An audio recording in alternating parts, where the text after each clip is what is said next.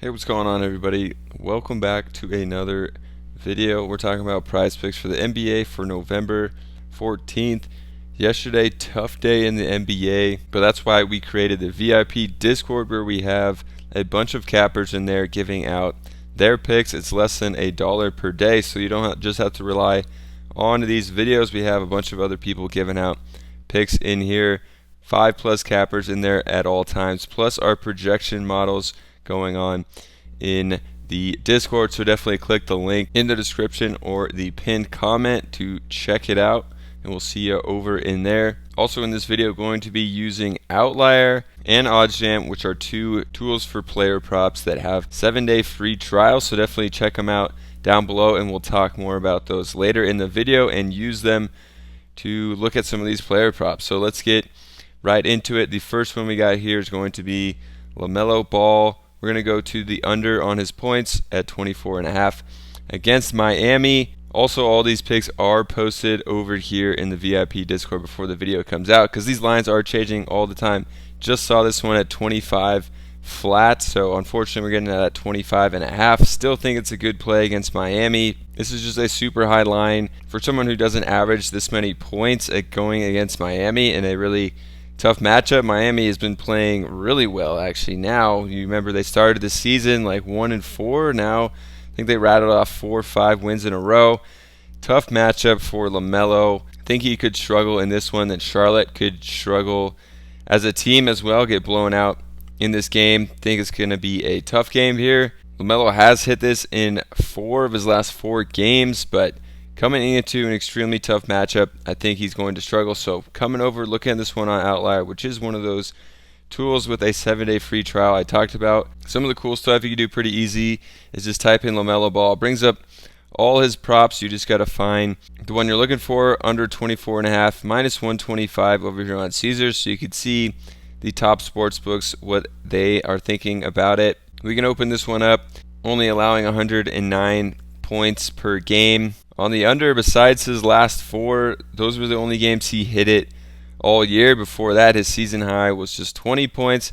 We can look at head-to-head, which is probably the most telling for this one. LaMelo Ball, head-to-head against Miami Heat, dating back to 2021, hasn't broke 19 points. He needs 25 in this one. Just a tough matchup for him. And we can pull up 2022. LaMelo only played 36 games, but in 22 of them, he went under this total 61% of the time. So liking this one for all those reasons on LaMelo for the under. There are a good amount of points unders I'm liking today. I think some of these props are just a little too high. Cam Johnson at 17.5 against Orlando, going to be taking the under. He's come back, hasn't shot very well, and last year he averaged like 16 points a game.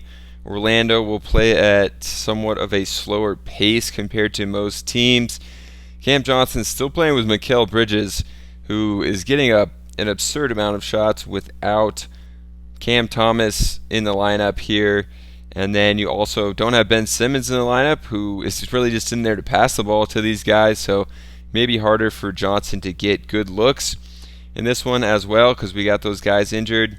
Looking at their last game, Cam Johnson got up 16 shots, but only got 14 points. That was against the Wizards in a great matchup where you can expect to score a ton of points, and they only scored 102. So not looking super great for the Nets. I think it's going to be a slower pace, tougher matchup in this one. And Mikal Bridges took 29 shots.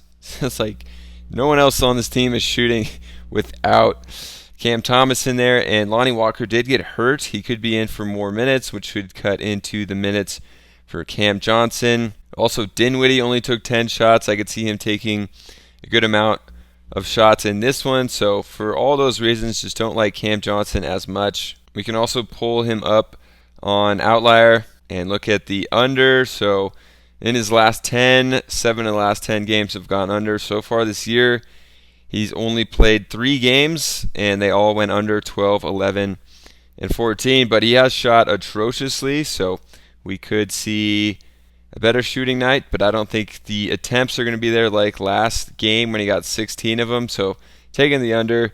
In his last 20 games, he should all account for when he was on the Nets. 13 of 20, he went under this, and 3 of those games where he didn't, he barely hit it at 18. So liking this one on the under. It has fluctuated between 17.5 and 18.5, so you get it at 18.5, like that one even better. But right now we're getting it at 17.5, which I still actually do like. Then we're going to a third straight points under. I think these are just inflated today. Brandon Ingram going to the under on points against Dallas. Dallas, one of the worst matchups here in the NBA. They play super slow and are good defensively, so I think we could see Brandon Ingram struggle. In his last 5 games, he's only hit this over once. That was against Houston when he got 31. Besides that, the highest is 24. Just played Dallas and got 20 points, so I'm not sure why this line's so high. To be honest, they must know something we don't. Is Zion maybe out? That could be the case. I think Zion is playing, though. I do like to use DraftKings here, just pull up a random slate and look at the injury report over here. I was just looking at Brooklyn's. For the Pelicans, not too many significant injuries. McCollum's still going to be out, so we could look at Brandon Ingram without McCollum on outlier, which would be pretty interesting. So looking at him under, last 6 of 10, he went under this total. But this season, 5 of 7 has gone under. Last year, in 52% of the games, he went under. And we can actually look games without CJ McCollum. We'll see what that does. He only played 3 games last year without CJ and went under that total in 2 of them. So not a ton of data to look at there. But I think Brandon Ingram just way too high here. I thought that was pretty crazy when I saw that line. So taking the under. Now for the 4th pick, we're going to use OddsJam. Great tool over here. I'll explain how it works. Basically, they have all these player prop sites up like Prizepicks, Underdog, and Thrive, which all those 3. We do have affiliate links down below with really good sign-up bonuses, ton of free money over there if you want to try those out. But basically, we're on the Prizepicks tab. It tells you which pick they like the best at the top based on all these other sports books. So my favorite sports book that I think has the sharpest odds, Pinnacle, has this one at minus 154, another 154 from Bet Online, I think, and then a bunch of other sites are liking this one as well. Aaron Gordon under 4.5 assists, so let's go ahead and lock that one in. Over here against the Clippers, going to be taking the under for AG. This one seems like an overreaction to what he's doing early in the season. Aaron Gordon, if we pull up his stats, this season, he's only averaging 3.9. Recently, he's probably averaging closer to 5, but overall in this season, 3.9. Last year, in a full season, there's 3.0. The year before that, 2.5. So he's not normally a huge assist guy, just is kind of on a hot streak. I think Prizepicks, you can get some overreactions on these lines, so taking the under on Aaron Gordon, I think that's a good call from OddsJam.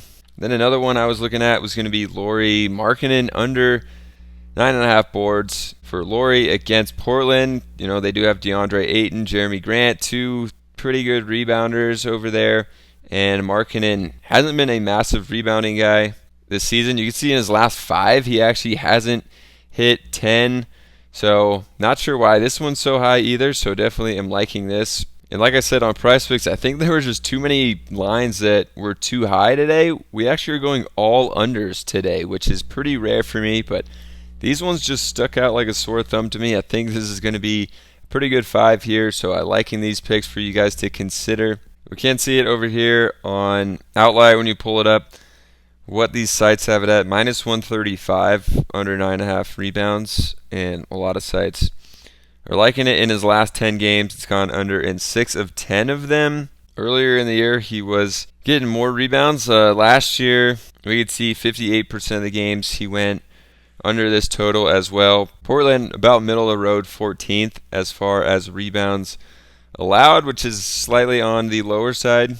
And as far as injuries, John Collins is probable. It looks like he's actually going to play, though, so he's a nice rebounding guy that probably will actually hurt Markkanen on the rebounds. And then Kessler has been out, so you might think Markkanen gets a bump, but remember in the last 5 games, Markkanen hasn't touched 10 rebounds, and Kessler hasn't played since November 6th. So without Kessler, he's actually has worse rebounding numbers, which is interesting. And something pretty cool you can do over here on Outlier. Again, they do have a free week trial that you should try out.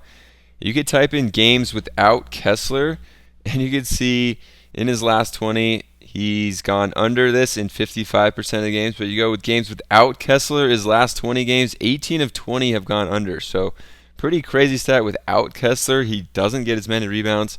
Don't ask me why that is the case, but that's just the stat. So we're going to leave you with that. Hope you guys enjoyed this one. All unders today. If you guys want more picks from more cappers, I'm just one capper. You can check out the Dynamo VIP Discord. It'll be linked down below. We cover all sports and have been crushing it overall in the year, so definitely get in there, check it out. We'll see you over there. Subscribe to the channel, and I'll see you in another one.